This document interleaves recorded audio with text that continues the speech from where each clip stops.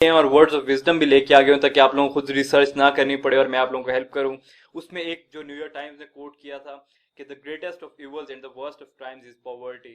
तो अगर आप अपना ऐसे लिख रहे हैं तो आप यहाँ से भी स्टार्ट कर सकते हैं न्यूयॉर्क टाइम्स को कोट करके, which is a beautiful quote. और ये बड़ी खूबसूरत बात है, बड़ी गहरी बात है। The greatest of evils and the worst of crimes is poverty.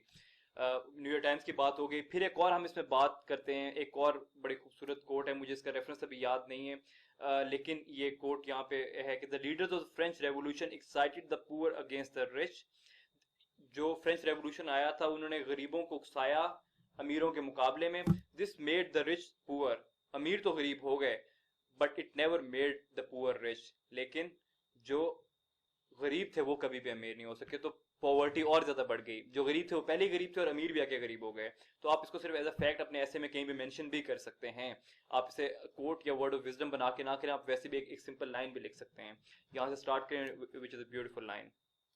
फिर एक और बात है, जॉन स्टाइनबेक ने कहा था कि must the hunger become anger and the anger fury before anything will be done.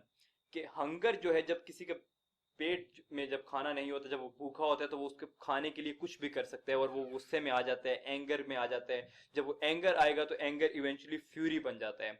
वो जाके आपके इतना ज्यादा बढ़ जाता है कि फिर आपसे कुछ भी करवाया जा सकता है। आप एक्सट्रीमिज्म की तरफ भी जा सकते हैं, टेररिज्म की तरफ भी जा सकते हैं, which is one of the main reason in our particular case in our country, कि हंगर एंगर बंद और एंगर पे फ्यूरी, और फिर वो चीज निकल के सामने आती है। जॉन स्टाइनबेक ने ये कहा था, आप इसको यूज कर सकते हैं।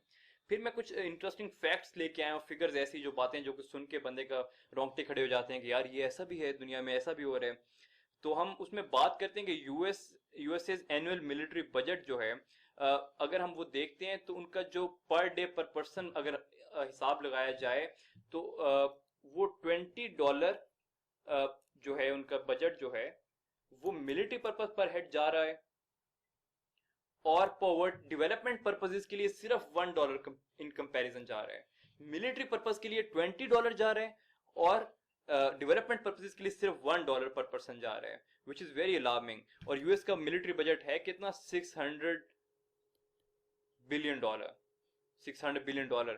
और अगले जितने 10 कंट्रीज जो हैं सेकंड से लेकर 10 तक, अगर आप उनके सब मिलिट्री बजट कंबाइन कर दें तो यूएस को उनसे फिर भी ज्यादा है, which is very alarming again.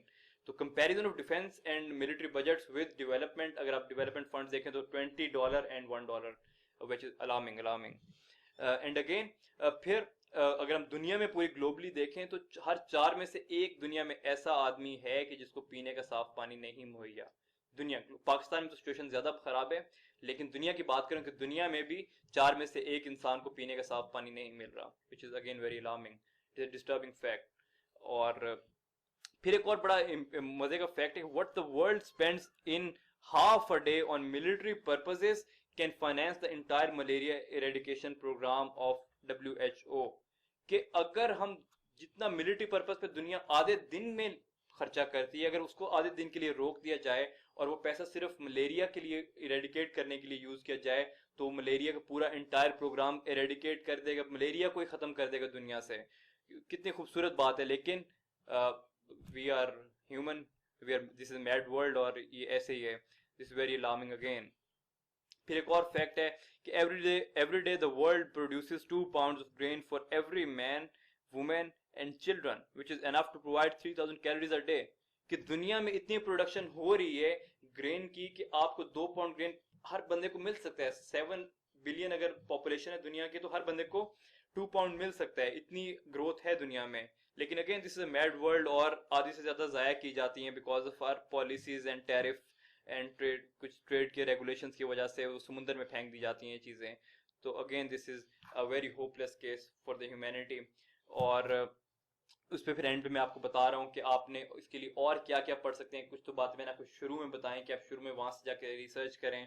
उसमें अगेन मुनीर अकरम साहब का आर्टिकल है, पाकिस्तान के एम्बेसडर रह चुके हैं यूएन के लिए, बड़ा ज़बरदस्त आर्टिकल्स लिखते हैं ये, पाकिस्तान पॉवर्टी डजन, मुनीर अकरम साहब का, ये ज़रूर पढ़ें इस टॉपिक के लिए। फिर प्रोफेसर रहमान सुबहान राइटिंग ऑन पॉवर्टी, बांग्लादेश के एक प्रोफेसर हैं और इन्होंने पॉवर्टी के ऊपर बहुत ज़्यादा रिसर्च की हुई है, बात की हुई है, डेफिनेशन इनकी अपनी है, बड़ा खूबसूरत काम किया हुआ है इन्होंने। इनकी राइटिंग को पढ़ें, इनके आर्टिकल्स को पढ़ें, तो उससे आपके काफ़ी ज़्यादा और चीज़ें कवर हो जाएंगी। और इवेंचुअली देन विकीपीडिया, उस पर आप फिर फैक्ट्स और फिगर्स तो कोट कर ही सकते हैं कि दुनिया में इस वक्त कितनी पॉवर्टी है, पाकिस्तान में कितनी है, किस रीजन में कितनी है, परसेंटेजेस वगैरह, जो कि सब चीज़ें आपको याद होनी चाहिए। तो मैंने कोशिश की है कि आप लोगों के लिए काफ़ी सारी चीज़ें एक जगह पे ले आऊँ, आसान कर दूँ, लेकिन काम लार्जली आप लोगों ने खुद ही करने हैं, क्योंकि खुद नहीं करेंगे, कोई आप लोगों को देगा तो चीज़ें भूल जाएंगी, और आपको चीज़ें याद होनी चाहिए, क्योंकि आपका मुकाबला ऐसे लोगों से जो चीज़ें खुद याद करके आते हैं। तो आप लोगों ने खुद सेल्फ सफिशिएंट होना है, बाकी हेल्प के लिए मैं आई एम ऑलवेज अवेलेबल है। तो with this I thank you all.